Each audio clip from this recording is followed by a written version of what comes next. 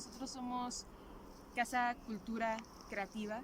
Estamos muy contentos de estar aquí en este lugar tan bonito presentándoles nuestro documental, nuestro material audiovisual sobre las brujas.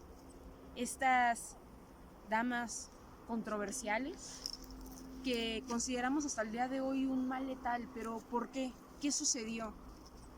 Debió de haber un momento histórico donde a la mujer se le adjudicara esta carga social tan pesada, ¿no? Y justamente la situamos en una Europa durante el siglo XV al siglo XVII, donde una serie de procesos sociales construyeron una figura maligna, que era acusada de volar en escobas por los cielos, de juntarse en aquelarres, de tener pactos satánicos. Estos pactos satánicos que aparte eran chismosos, ¿no? Vulgares, que tenían que ver con fornicación, el goce del cuerpo. Cuestiones que en ese momento eran bastante mal vistas.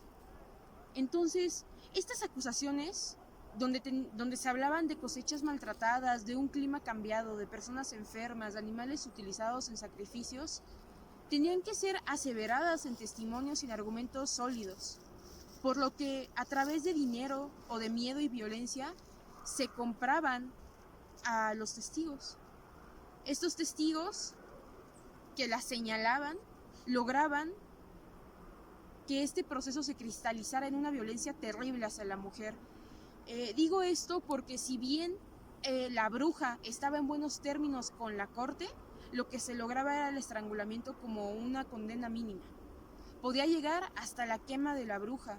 Esto se conoce como el proceso y el periodo de la caza de ellas, ¿no? De la quema de brujas. Entonces, imagínense ustedes, imagínense. Pues verán, estas sentencias lograron hacer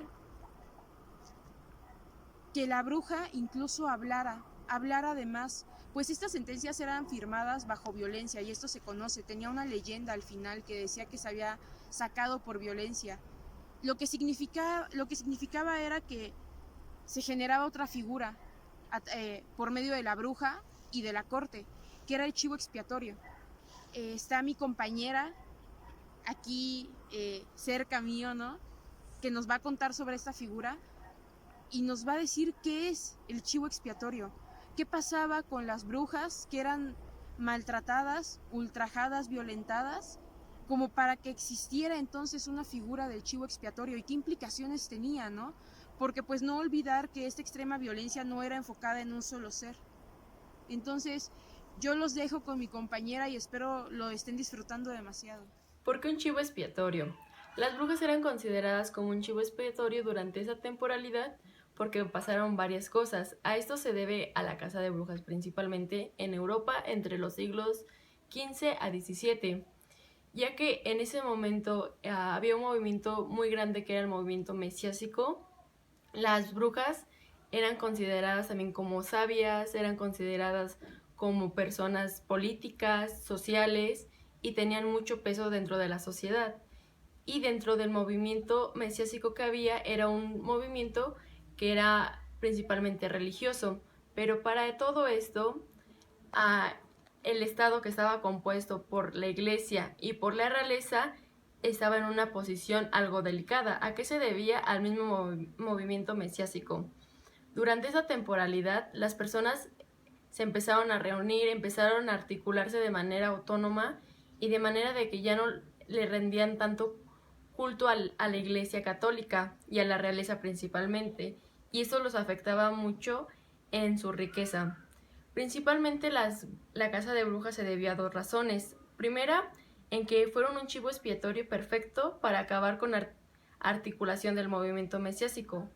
¿Por qué? Porque cualquier persona que pensara que al lado había una bruja, se lo podía acusar con otras personas, con el mismo estado, cualquier circunstancia o instancia.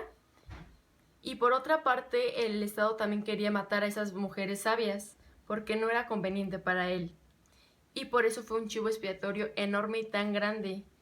Ahora recordemos que en el libro de Henrys, en el 2000, que se titula Vacas, cerdos, guerras y brujas, nos habla sobre este chivo expiatorio y también el Calibán y la bruja. Hay muchísimas cosas que podemos relatar sobre toda esta anécdota de las brujas y su casa, pero a todo esto nos podemos preguntar realmente si fue una casa justa o no. La primera casa fue sobre las brujas y su sabiduría, y la segunda casa también fue sobre las personas y la articulación del movimiento. Y con eso sería todo, me despido y que tengan un excelente día.